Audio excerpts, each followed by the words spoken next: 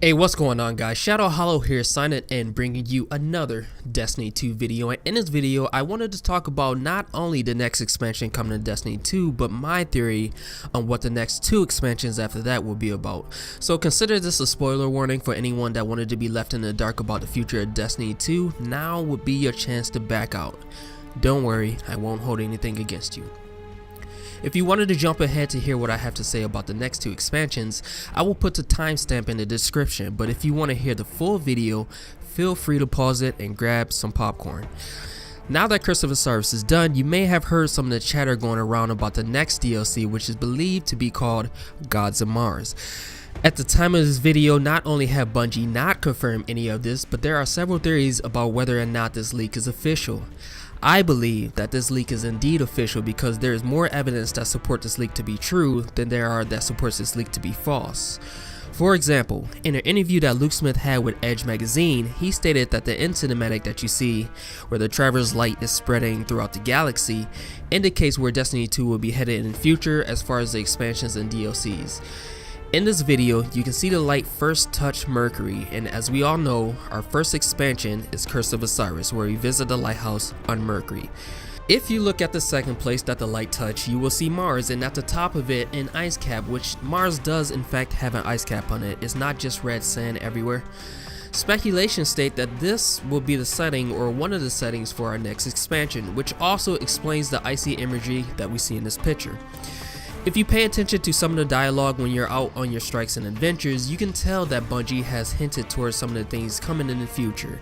For example, during the strike where we go down into the Pyramidion, you can hear Ikora at one point say, "I thought I heard the voice of Osiris." Then Curse of Osiris comes out. Hints for the Gods of Mars expansion can be found in the adventure on Io called Arcibo. At the end, you hear the ghost being taken over by one of the war mines, and while in distress says the words red sand, Mars, ice caps. That music, it hurts. Just give me a second. It says, never ask for anything, never for anything, and especially from those who are stronger than you. They'll make the offer themselves and give everything themselves. Something's happening.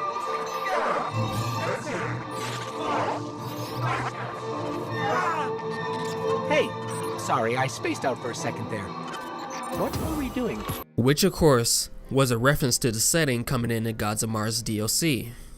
All of these things are reasons I believe that the leak about this expansion is true, but of course right now it's all just speculation, so we will soon see. What I really wanted to talk about in this video, however, is I believe we already have the information to tell what the next two expansions will be about and what the start of Destiny 3 may look like.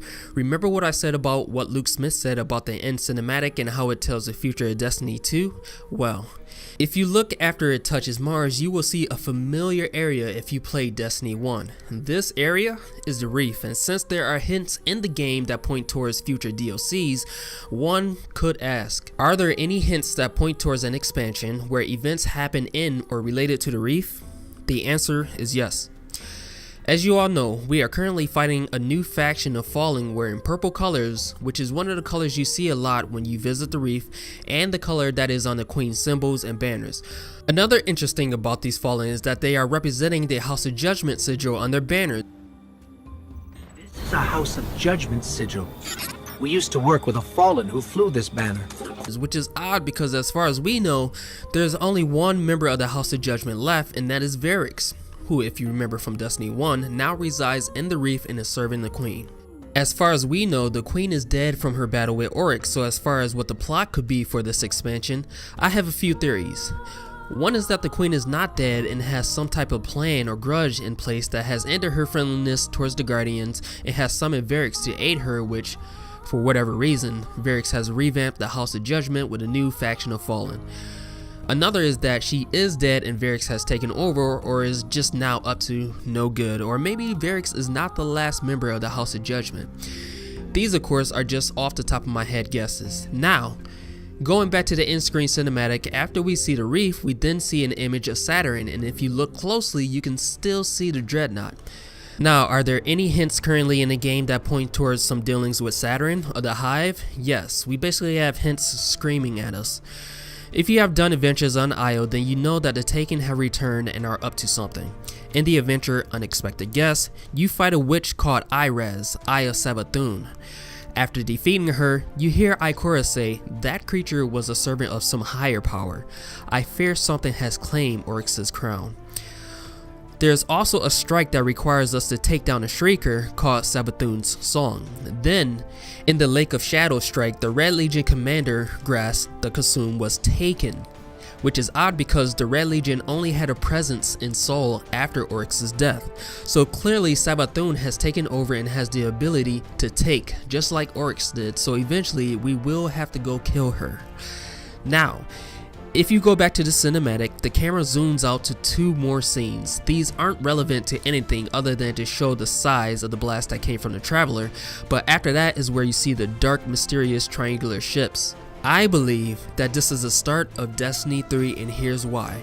Assuming Bungie follows the same model for Destiny 2 that they did for Destiny 1, then Destiny 2 will only have 4 DLCs. Destiny 1 had the Dark Below, the House of Wolves, the Taken King, and the Rise of Iron.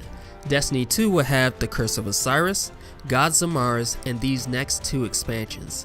Then we will see the release of Destiny 3, which will show us what these dark triangular mysterious ship looking things are, which is believed to be the Darkness.